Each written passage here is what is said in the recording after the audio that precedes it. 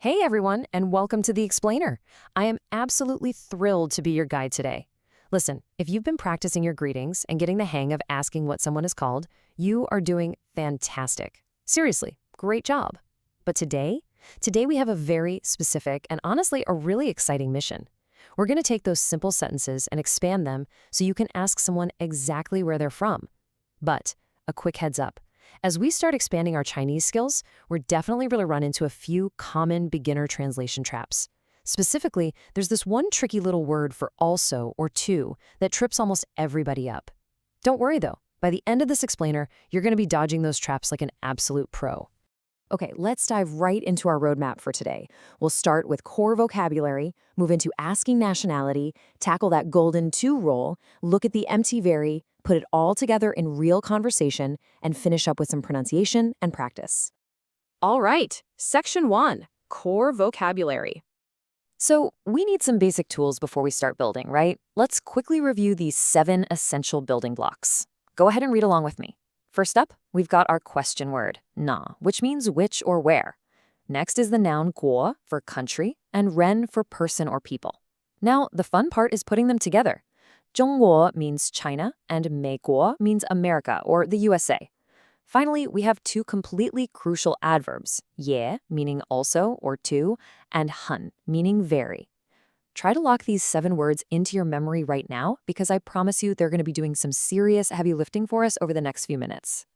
Moving right along to Section 2, How to Ask Nationality. I've got to say, this is probably my absolute favorite thing about Chinese syntax. It's just so logical. In English, we ask, where are you from? Which is a bit roundabout if you think about it. But Chinese, it is wonderfully direct. You can literally treat the structure like a simple math equation. You just add na, meaning which, plus guo, meaning country, plus ren, meaning person. So literally, you're saying, you are which country person? 你是哪国人? It makes total sense, right? And the best part is, answering it is just as easy. You just swap out that question word na and plug in the country. So I am a China person translates to 我是中国人. I am an American is 我是美国人. It's just a beautifully simple, approachable structure. Okay, Section 3, the golden to rule. Now, what's really interesting here is seeing exactly how beginners fall into this trap. Because, in English, we love to just tack the word to onto the very end of our sentences. We say, I am a student. Are you a student too? So naturally, English speakers want to put the Chinese word for to, which is ye, right at the end of the sentence. That gets you something like 我是学生, Nina, ye? And let me tell you, that is absolutely 100% incorrect. No way. Let's actually break down the right way to do this. All right, here is your unbreakable rule. It's just 3 easy steps. Step 1 is your subject. Step 2 is ye. Step 3 is your verb. The word ye must always come right after the subject and strictly before the verb. No exceptions. So going back to our example, 我是学生, I am a student. 你也是学生吗? Are you also a student? Do you see that flow? Subject, then ye, then the verb. If you can master this simple 3-step flow, your Chinese is instantly going to sound so much more native. Let's hit Section 4, the empty very. So you definitely already know the classic greeting, 你好, which literally means you good. But here's the kicker. When you want to make a simple statement about yourself using an adjective, like saying I am fine, you actually can't just say I good. The language requires a little bit of grammatical glue. You need a linking word. And that is exactly where hen comes in. Take the phrase 我很好. Now, sure, hen literally translates to very, but in this specific structure, it acts entirely as a neutral link. It's what we call empty. It doesn't mean you are extremely good or fabulously fine. It's literally just the standard natural way to state I'm fine. If you leave it out, the sentence just feels completely broken to a native speaker.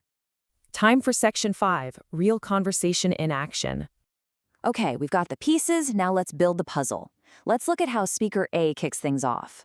你好, 你是哪国人? Hello, where are you from? Seriously, I want you to read this out loud with me right now. Feel how naturally that question word flows in the sentence. 你是哪国人? Let's see how this builds. Speaker D answers the question, and then they confidently flip it right back. 我是中国人. 你呢?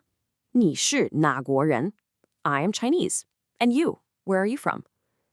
Did you catch what Speaker B did? They just swapped the question word for the country name, 中国, to answer it. Smooth, right? Now pay super close attention right here. Speaker A response, 我也是中国人. 他是你老师吗? Boom, do you see it? Speaker A perfectly executed that golden rule we just talked about. I also am Chinese. That tricky little ye is locked squarely between the subject, 我, and the verb 是. Absolutely beautifully done. And then they keep it going by asking, is she your teacher? And finally, Speaker B wraps up the dialogue. 不，他不是老师，他是学生，他很好。No, she is not a teacher. She is a student. She is very good. And check out the very end there. Speaker B perfectly deploys our empty very role. 他很好。 She is good. They used hun as that essential neutral link to the adjective. Perfect execution. All right, bringing it home with Section 6, pronunciation, writing, and homework. Okay, before we finish, we need to talk about a crucial pronunciation warning. Chinese strictly, and I mean strictly, distinguishes between front of the mouth end sounds and back of the throat ng sounds. If you mix them up, you are quite literally saying a completely different word. Now, the word for person, ren, ends with an n, so here is a fantastic trick. I want you to physically pinch your nose right now and say the word ren. Go ahead, do it. If you feel a little buzz in your nose, that means the air is correctly directed to the front of your mouth, and you are absolutely nailing that N sound. If you don't feel a buzz, your tongue is probably sitting a bit too far back. Let's shift gears and look at the visual logic of writing Chinese characters, because it's honestly fascinating.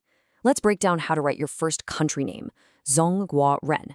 Step 1 is Zong. You literally just draw a box and then strike a vertical line straight down the middle of it. It's visually representing the center. Step 2 is Guo, meaning country. You draw a big outer square, which represents the borders of a nation, surrounding the character for a precious piece of jade inside. And step 3 is ren, meaning person.